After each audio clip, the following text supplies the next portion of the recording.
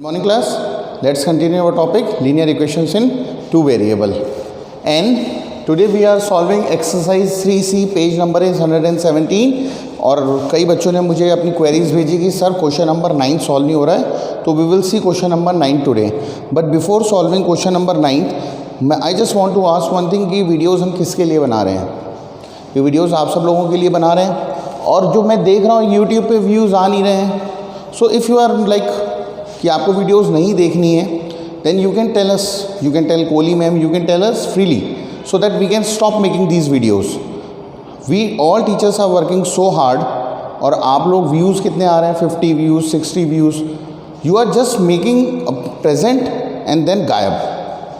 So from Monday what we are doing is, आपको present तभी मिलेगी जब मैंने जो काम कराया है और जो होमवर्क दिया है उसका आप मुझे स्क्रीनशॉट खींच के भेजेंगे. Is that clear? स्क्रीनशॉट खींच के भेजेंगे, मैं आपका स्क्रीनशॉट चेक करूँगा. अगर आपने वर्क किया है तो आपको प्रेजेंट मिलेगी, नहीं तो आपको उस दिन की प्रेजेंट नहीं मिलेगी. चलो let's continue. Question number 9. Question number 9 is solve by the method of cross multiplication. And the question जो आपकी स्क्रीन, जो आपके बोर्ड पर लिखा हुआ है, 1/x + 1/y = 7, 2/x + 3/y = 17. अच्छा, इस टाइप के जो क्वेश्चंस हैं ये हमने when we have solved the system by cross by elimination और सब्स्टिट्यूशन मेथड, तो हमने इन टाइप के क्वेश्चंस को देखा है कि जब भी वेरिएबल या जो अननोन होते हैं वो नीचे होते हैं, then we have to assume कि हम कोई कुछ और अज्यूम कर लेते हैं. जैसे लेट 1/x को मैंने अज्यूम कर लिया m, और 1/y को मैंने अज्यूम कर लिया n. तो मेरी ये वाली इक्वेशन क्या बन जाएगी? 1/x मतलब m, 1/y मतलब n, m + n = 7. ठीक है. 2/x मतलब 2m, 3/y मतलब 1/n है तो 3n = 17. अब हमें पता है हमारी स्टैंडर्ड फॉर्म क्या होती है, a1x + b1y + c1, यानी जो कांस्टेंट होता है उसको इधर ही लाना होता है, तो इसको इधर ले आते हैं. सो हमारी पहली इक्वेशन बन गई m + n - 7 = 0, और दूसरी इक्वेशन बन गई हमारी 2m + 3n - 17 = 0. ये हमारी दो इक्वेशन बन गई, और इन इक्वेशंस को हमें क्रॉस मल्टीप्लिकेशन से सॉल्व करना है.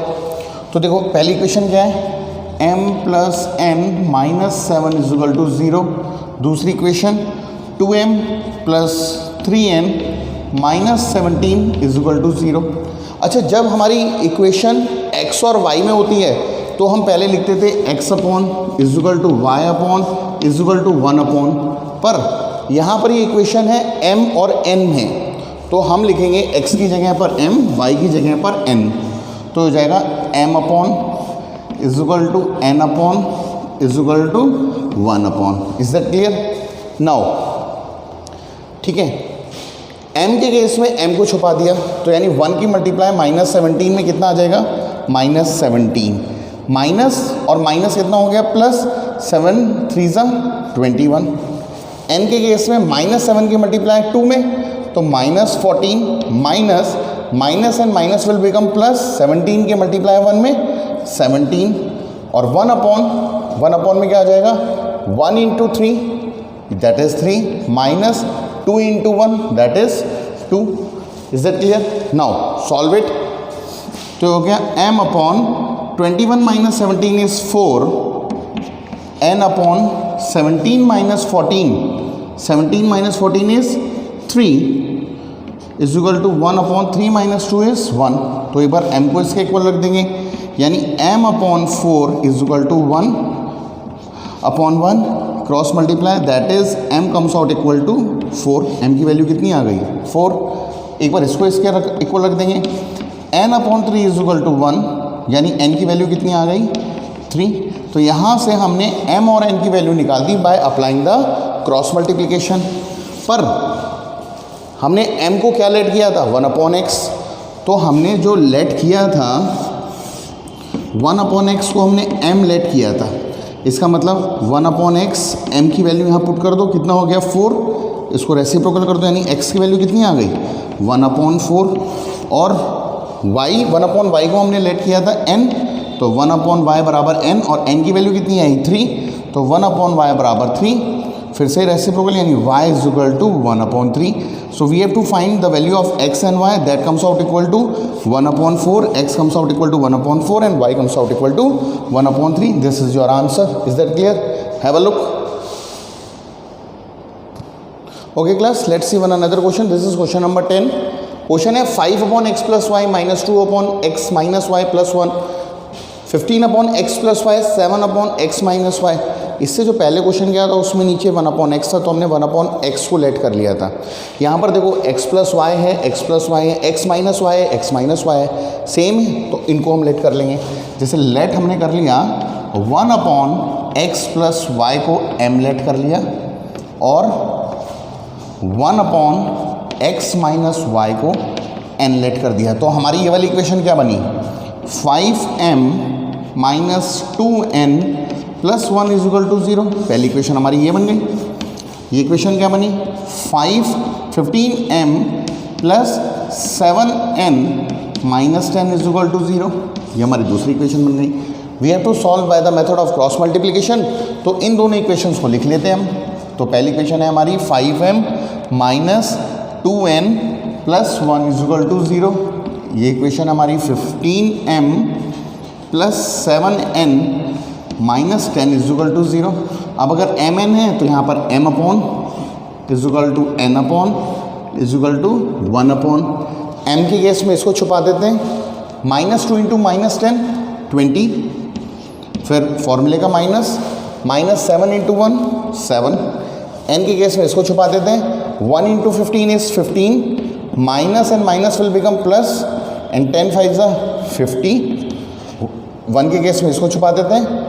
तो 5 इंटू 7 7 5 ज़ा 35. Minus and minus will become plus 15 2 ज़ा 30.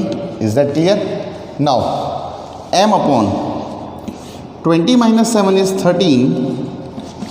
n upon 15 and 50 is 65 is equal to 1/. This is 5 and 65. Is that clear? Now एक बार ये इसके इक्वल आ जाएगा, यानी m upon 13 is equal to 1/65 and 13 5 65. So m comes out equal to, देखो इससे मैंने काटा तो 5m is equal to 1, यानी m is equal to 1/5. m की वैल्यू कितनी आ गई? 1/5. और n/65 is equal to 1/65.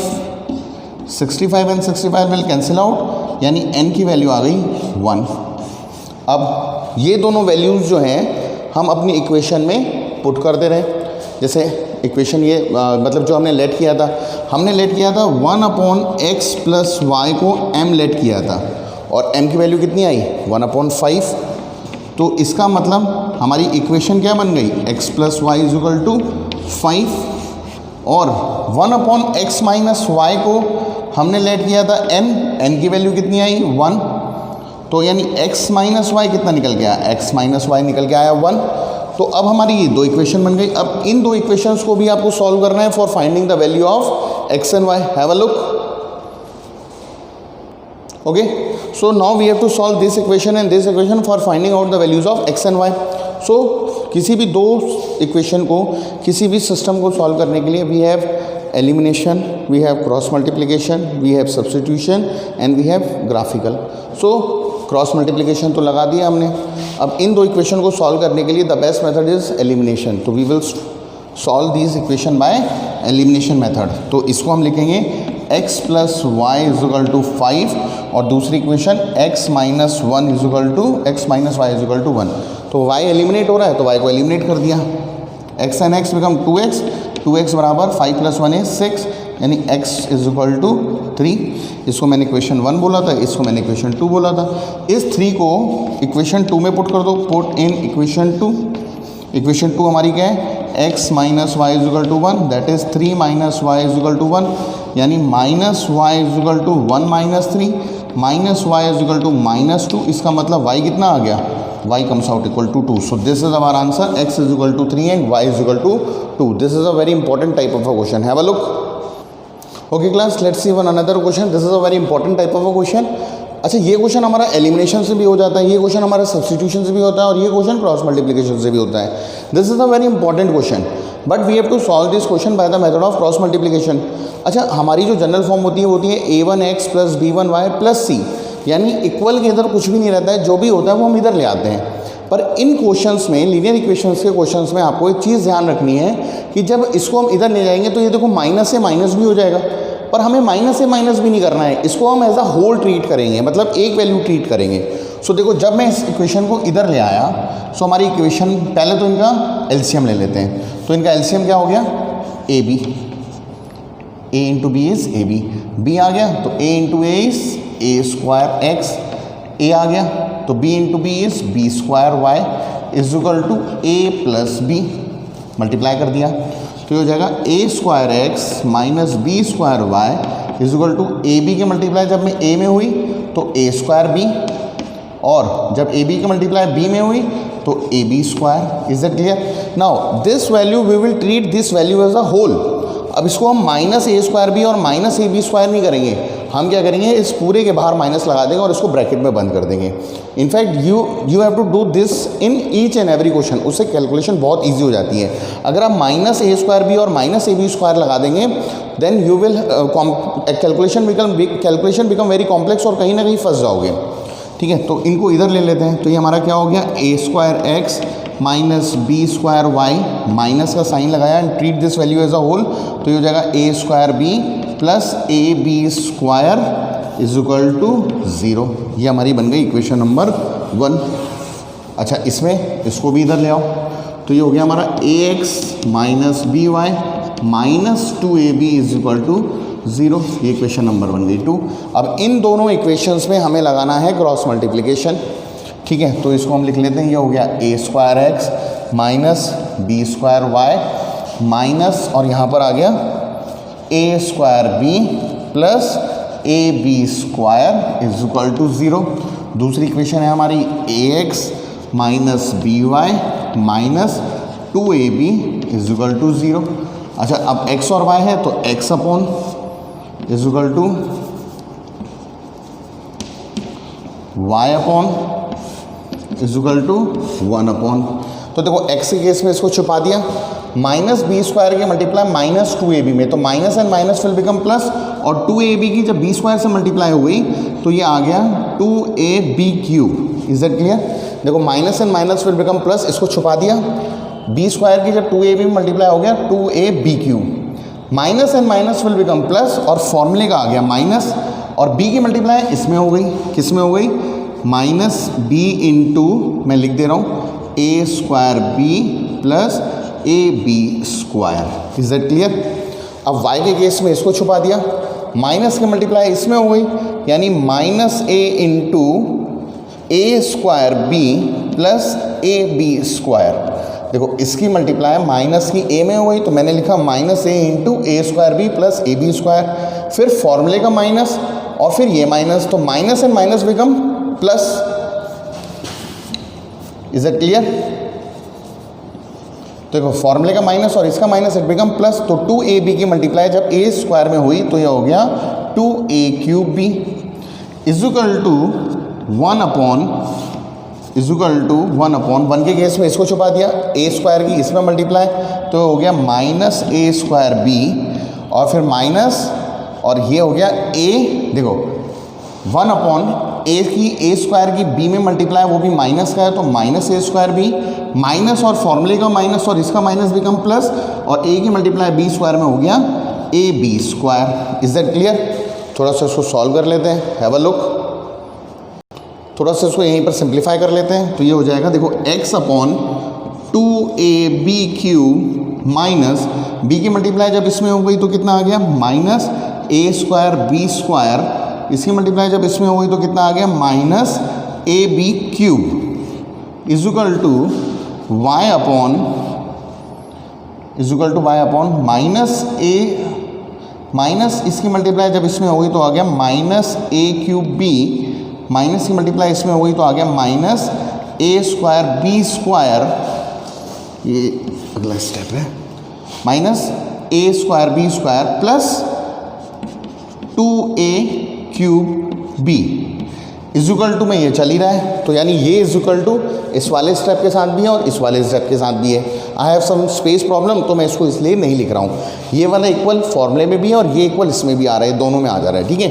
Now देखो 2a³ b³ में से a b³ जब माइनस किया, ये और ये सॉल्व हो जाएंगे, तो कितना आ गया ab³ इज इक्वल टू, यहाँ पर क्या बचा, sorry minus a² b² is equal to y upon, अब देखो 2a³ b में से जब a³ b माइनस किया तो क्या आ गया a³ b, is that clear, minus a² b² is equal to, ये चल ही रहा है हमारे पास, 1 upon minus a² b plus ab², ठीक है। I am rubbing the upper part because I need some space, have a look.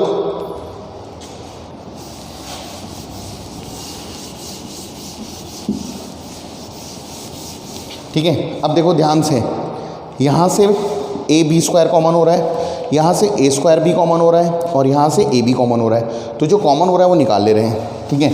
तो x अपॉन देखो a और b² कॉमन हो रहा है, तो x अपॉन मैंने ab² निकाल लिया, तो हमारे पास क्या बचा, यहाँ से देखो b² तो b माइनस, और यहाँ से a क्या बचा b minus a is equal to y upon, यहाँ से देखो a² भी निकल रहा है, तो यहाँ से भी a² भी निकाल लिया, तो यहाँ से जब a² निकाला तो a माइनस, और यहाँ से जब a², यहाँ से क्या निकला a minus b is equal to 1 upon, यहाँ से a भी कॉमन कर लिया,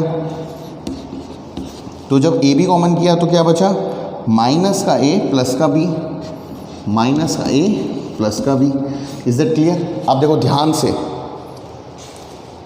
this is minus a plus b मतलब b माइनस a, यहाँ पर भी b माइनस a, पर यहाँ पर a माइनस b है, इज दैट क्लियर। तो यहाँ से क्या एक माइनस कॉमन कर लें, तो जैसे ही हम यहाँ से माइनस कॉमन करेंगे तो ये भी b माइनस है, ये भी b माइनस है और b माइनस है, सब इक्वल हो जाएगा, सब कैंसिल आउट हो जाएगा।